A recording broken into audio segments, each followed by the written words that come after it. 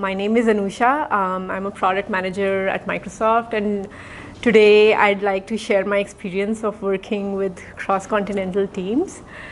So how we're going to spend the next 35 to 40 minutes, I'll talk a little bit about myself. I'll also share a little bit about what product management at Microsoft means.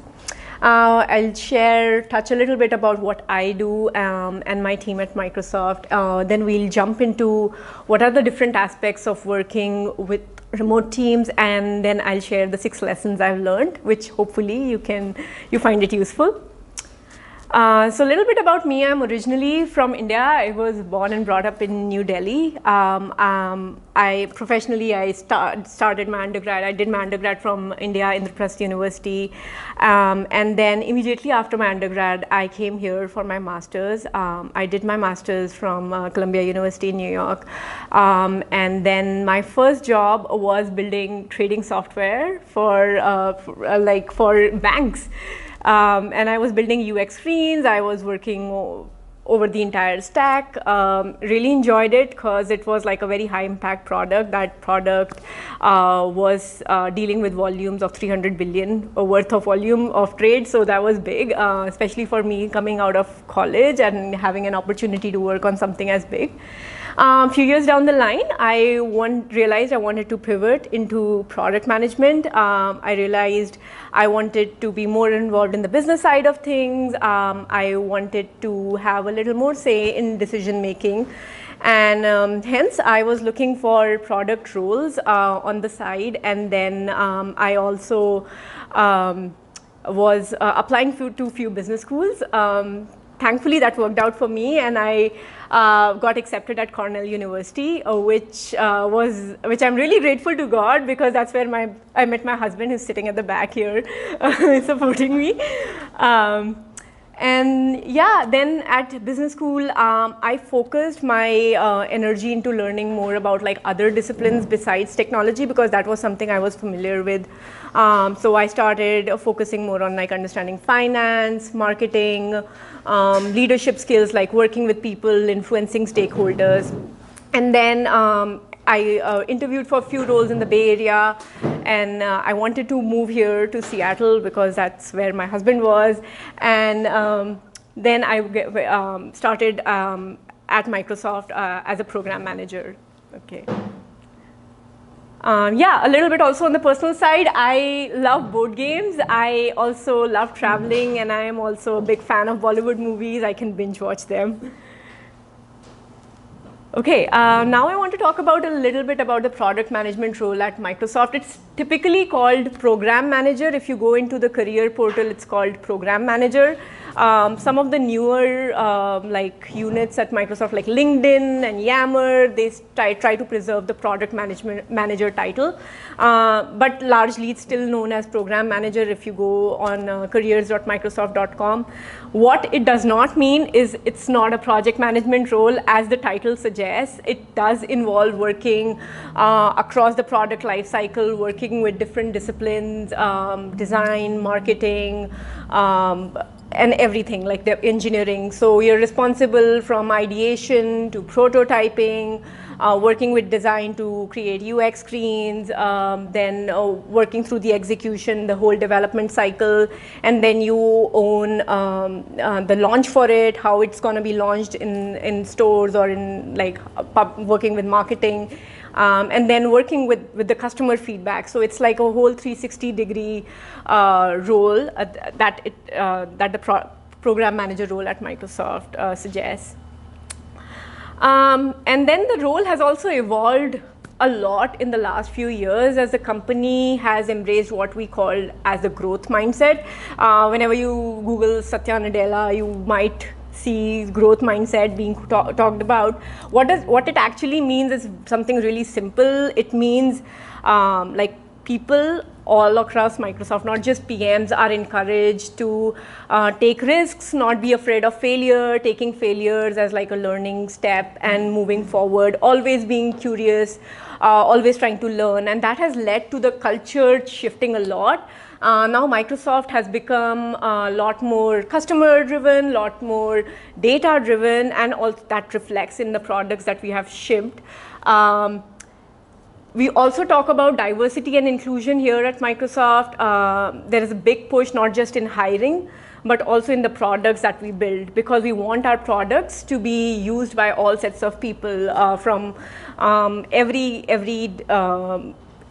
kind of challenge they might be facing. They should be using our products. So there is a big push on diversity and inclusion.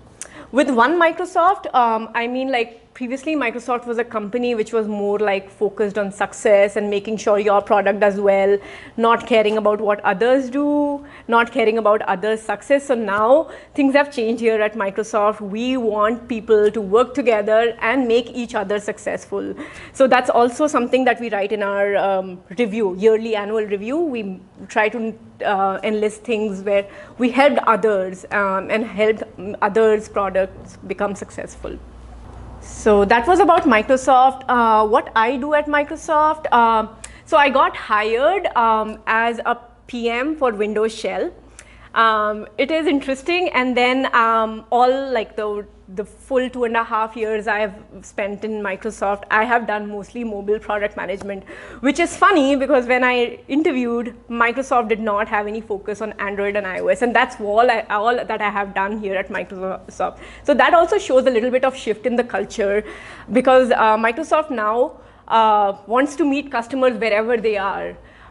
Everyone in this world, like probably every second person, is using an Android or an iOS phone and no longer carries a Windows phone, and we were not building anything for those guys. So we changed our approach, I've mostly worked on this app called Microsoft Launcher.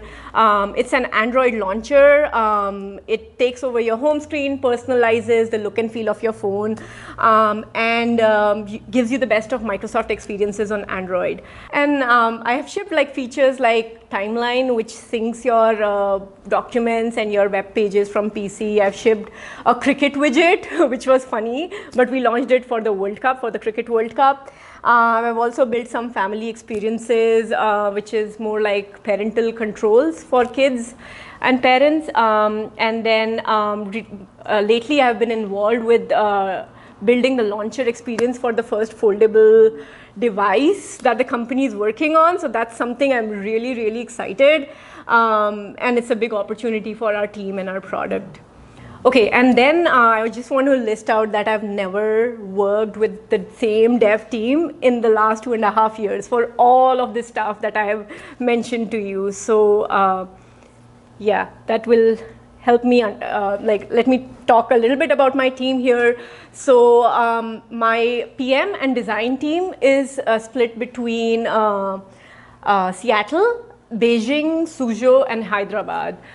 But our dev team is totally concentrated in Asia, Suzhou, Beijing, Hyderabad. So that's how we work, and on any given day, this is like my normal day. That's how I start my day, jumping on a call. On any given day, on any given call, there could be like from 2 to 30 people joining the call. What we do remotely is anything running from brainstorms, spec reviews, design reviews, product reviews, stand-ups. We collaborate over tools such as the typical Microsoft Suite, Outlook, Teams, Planner, and Office 365. Now, before I jump into like the aspects of like, I'm sure, has anyone in this room worked with a remote team? Okay, that's nice. Pros and cons. So what are the cons? It is really difficult to bond with stakeholders, especially if you don't see them. You don't meet them in hallways. You don't get to meet them on lunches. You never see them. Some people don't even put a picture on their, whatever we call it, gal, but yeah, wherever you see your email.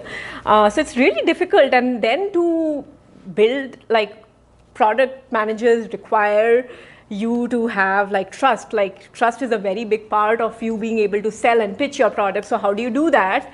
That's a really difficult thing to do.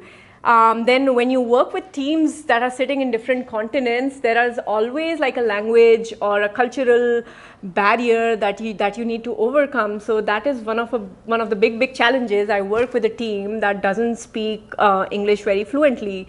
Some of them, when like the team in Beijing, some of the new people do not know any English, and they have to like work their way through to communicate with us. Then as Priya mentioned, longer response times completely breaks your flow, completely slows you down. So how do you get agile development done if you have to wait for like at least 12 hours? And then it's very, very challenging. You said like brainstorms were so hard. It's so challenging to do design sprints or user testing sessions if you're not sitting in one room. But I also wanted to touch a little bit about the pros. So when we work with diverse set of like people from diverse backgrounds, diverse experiences, we get to a point where the ideas become more richer, more creative, and people come from different experiences. They come with different needs. So you are working with a diverse set of customers, and then your product becomes better. That's what I've realized in my experience, especially developing my product for US market, for India market, for China market. I get to understand the customer needs of all these customers. When you work with a remote team, you also have this luxury of having a flexible schedule. So for me, I never have to take early morning calls, which is good because I'm not a morning person. I try to complete my chores, like I try to do my doctor's appointment. Sometimes I try to do my gym during the day hours, and then 4 o'clock is when I start taking all my meetings, and they run from 4 o'clock to 7 p.m. I also get a lot of uninterrupted focus time because there is no meetings, there is nobody pinging me, and I can just focus on what I need to do. And then also there are opportunities to travel. So I have had the opportunity of traveling to China several times ever since I've been in this role. Few people travel a lot, and if you're really interested in doing so, some people really like to travel. For me, I like to travel. So this is something that I don't really mind. Moving on, I wanted to emphasize that everyone at some point of time will be working with global teams. Like there is no way in today's day and age that we can escape. So even like startups and like big companies like Amazon, Microsoft, Google, they are all relying on a workspace which is geographically spread out. And the reasons could be cost effectiveness or even meeting the demands of a particular market. There is no way, like for Microsoft itself, I believe they have centers or presence in over 200 countries, with the India Development Center, IDC, being the biggest after Seattle.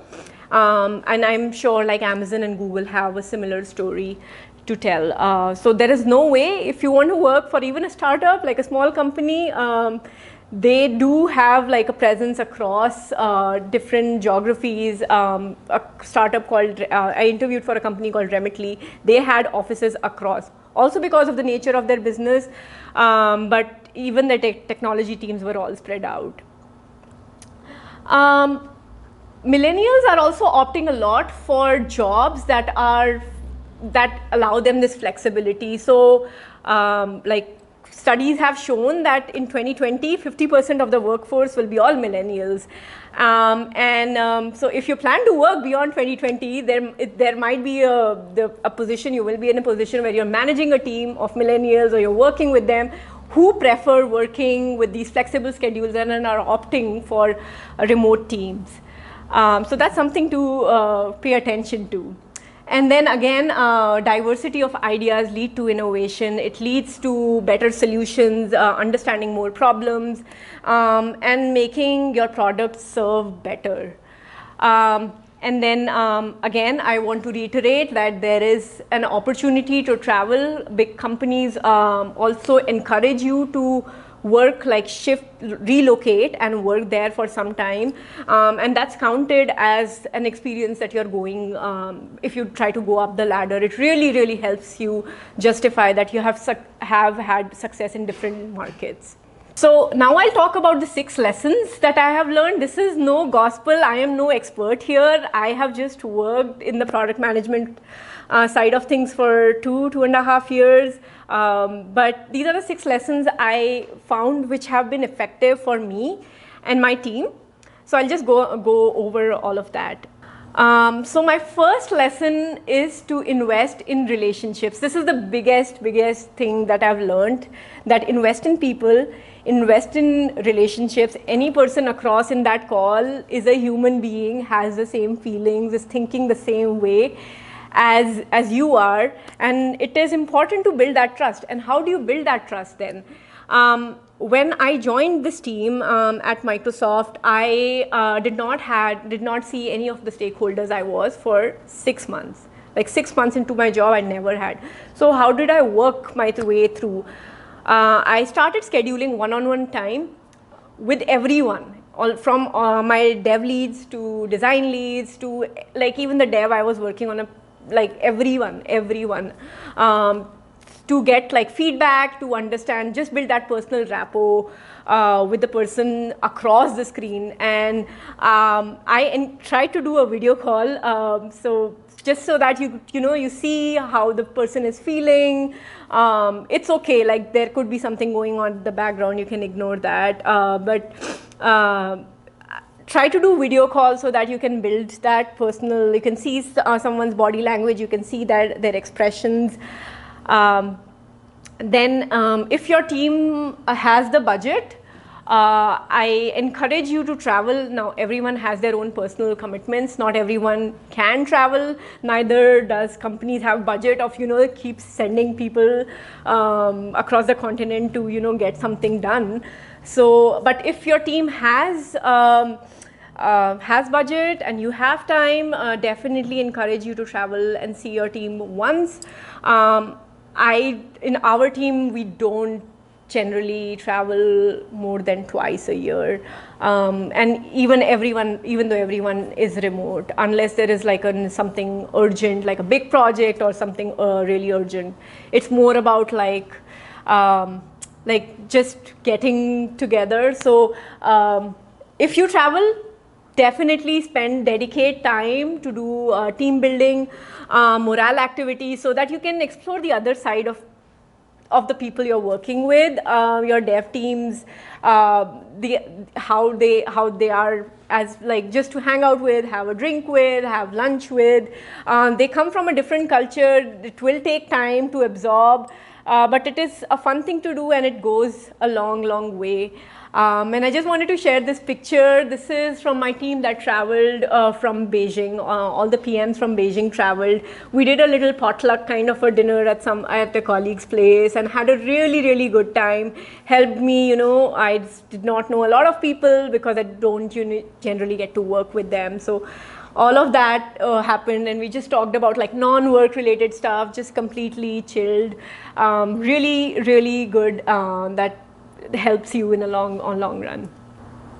Okay, the next lesson I wanted to talk about is striving for inclusion. And this is like a very hazy picture, but we have one of my colleagues, she put this picture in the hallway, which has the entire, like the faces of all of our dev team in Beijing. So the team is relatively new because there was a new reorg. We did not know any one of them. So she got to travel to Suzhou. She took pictures of everyone and she put them in the wall, so that now we have their virtual presence now in Redmond here. So I thought that was really thoughtful of her to do that, and it is really nice. It gives a big sense of inclusion for our team in Beijing. I also want to stress a lot about remembering names. It goes a long way. Even if the names are long and hard, if you remember names and you use that, it helps you to have that initial connection, which is very important. Then also learn about your team's culture. My team like in China, they go out for, they have a national festival in October, and then there is a Chinese New Year. So we try to learn a little bit about their culture. Some of our teammates also try to write something in in Chinese using the translator app, and then wish them. I think it's really nice and helps them, have that same sense of oneness. So it just also makes you a little bit aware of the cultural differences, and something to keep in mind when you work with a team that you're not familiar with, whose culture you're not familiar with. Also set inclusive tones in your presentation or content. So whenever I present something, I try to make sure that doesn't have something that could be offensive to a particular country, or it could be try to be more neutral about all those things, and set inclusivity, not just about ethnicity, but it could be anything from the body appearance to like sexual orientation. We try to be very, very neutral about these things. And Microsoft also has this gender pronouns thing, where we ask the person about the gender pronoun that they would want to. So everyone in their email has like a he, she, like I would like to be called as a she. Some people want to be called as a they. So we try to, keep all those things in mind as well. And then be an ally.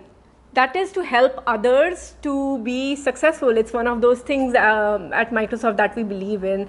If someone is shy, try to bring them to the table, and helping them express. If someone's idea is not being heard, we try to encourage them to speak more. If you see something wrong going on, you try to call it out and correct it. So that is there is a strong emphasis in Microsoft in being an ally, goes as part of our diversity and inclusion priorities.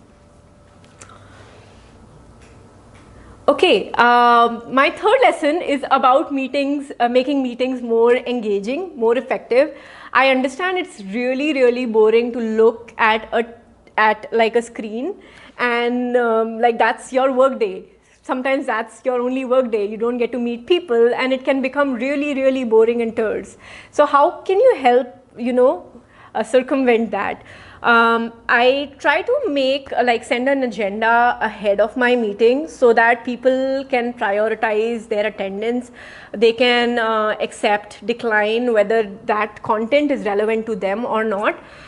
Because every time there is a meeting request, you need to understand that someone else in another side of the world is waking up really early to make that meeting, or someone here in Redmond is staying late at work to make that meeting, which they can spend doing their personal stuff or spending time with their family.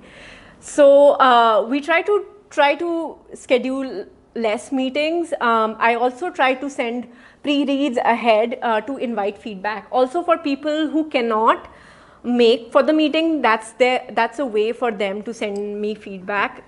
Sending feedback, pre-reads ahead also helps me change the direction. If I am seeing like all red feedback, then I try to change my approach or probably reschedule the meeting. Then speaking slowly for non-native speakers. My team in China is not very fluent in English, so we try to speak really slowly. Give them time also to speak slowly. Don't try to rush things here. We try to use a lot of visual cues to convey our message. So my presentations has a lot of diagrams, flow charts, and not just like a lot of text, so that they can understand my message better. And then listen for virtual hand raising. Understand like if there could be like a or a pause. We generally try to pause after every section to understand whether you're at the same page as the people in the meeting. And then again, my last point is something that I said in the first point itself. Is that meeting necessary at all? Is that something that you can do over email or over a chat? And do you really need someone else's time for like in the morning or in the evening for that? I also recommend, like I generally take it as a practice to accept or decline meetings, so that if my presence is really, really necessary, the person can change or reschedule, or he doesn't care, then he can just go ahead. And I wanted to show this picture. I saw this in a hall, in one of the meeting rooms at Microsoft, of how can you make meetings more effective, how can you ensure all voices are heard. You should invite with an intent. You should try to provide context ahead of your meeting. Try to set a very inclusive tone in your content, things that we spoke about before. Listen more and try to engage, try to ask a lot of questions, try to understand. In the end, try to summarize and continue the conversation. My fourth lesson is extending from the point that whether a meeting is necessary to get things done. At Microsoft, and my team relies a lot on asynchronous communication. And when like tools such as Teams, Slack, Jira, Trello, they really help in those. These are like some form of asynchronous communication. My team generally encourages a lot of commenting within the deck or the document itself, so that you can capture a lot of that feedback ahead. And if someone cannot make that meeting, they can just send their feedback through us in text in the form of a comment.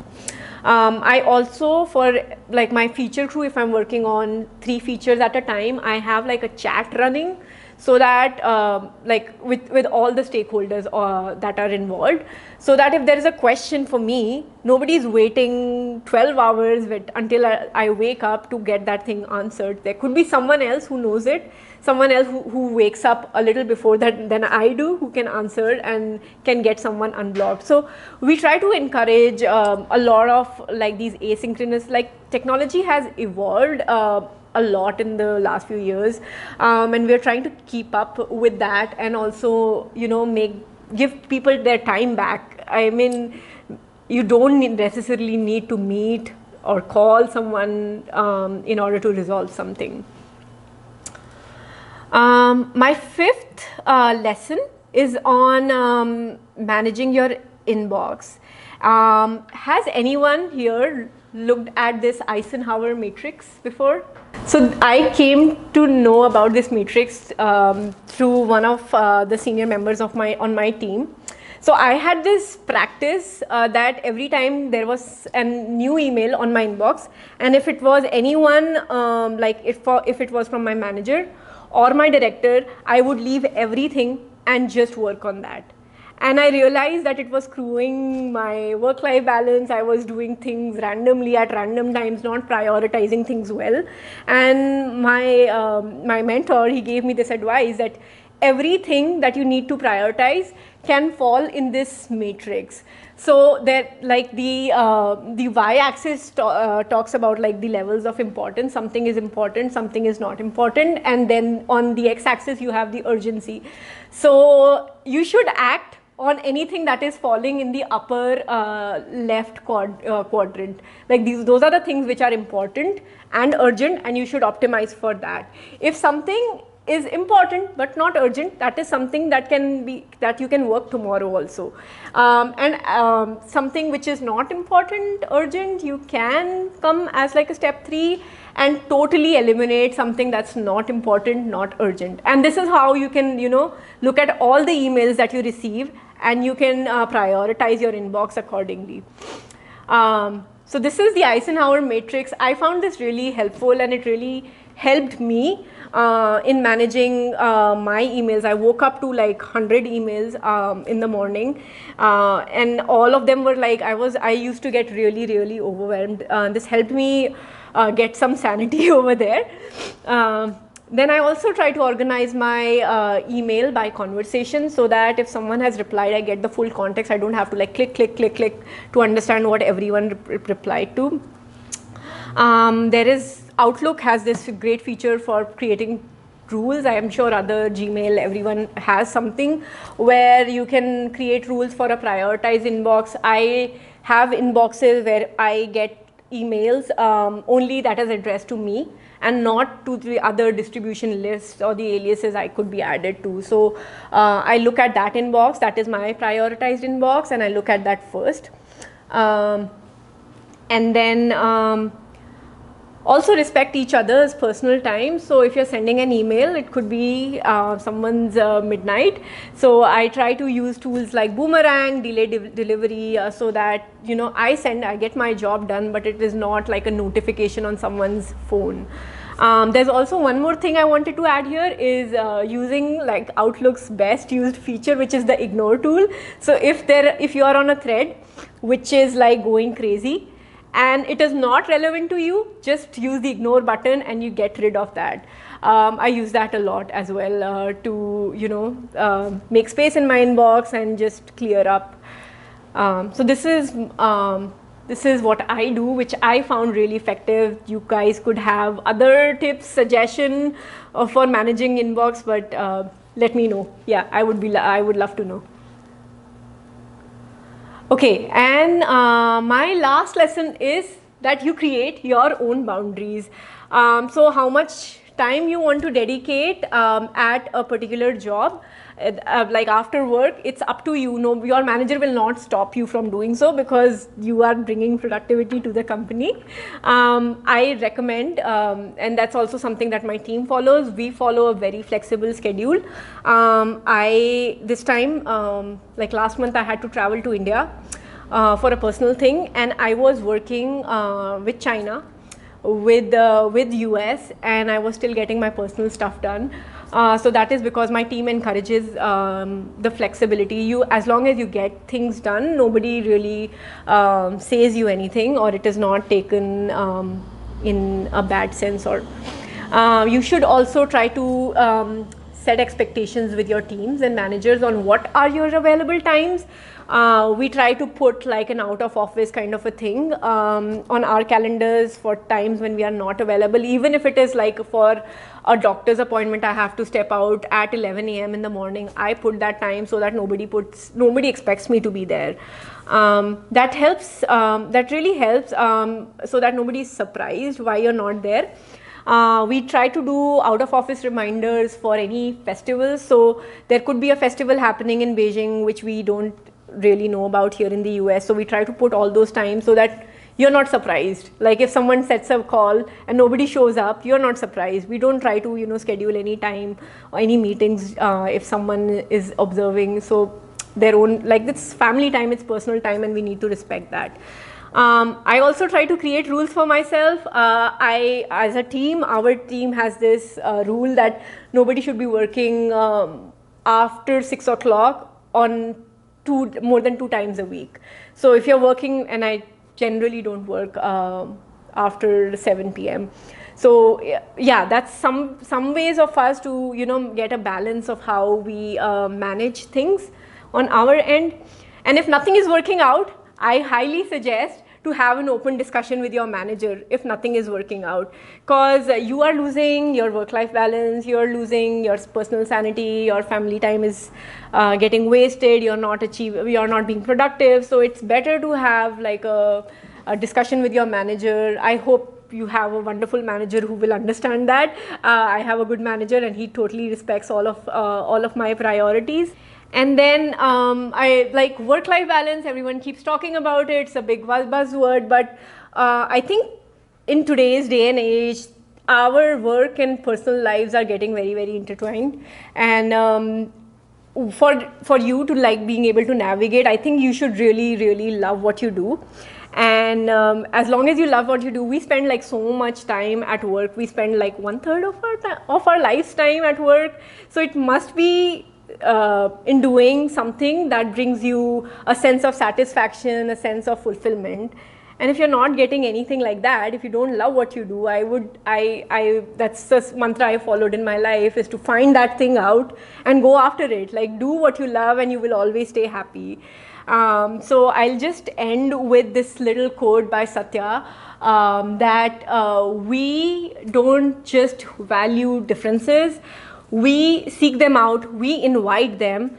so that our ideas become better, our solutions become better, our products become better, and our customers are served better. So Microsoft's mission is to empower every individual in this world.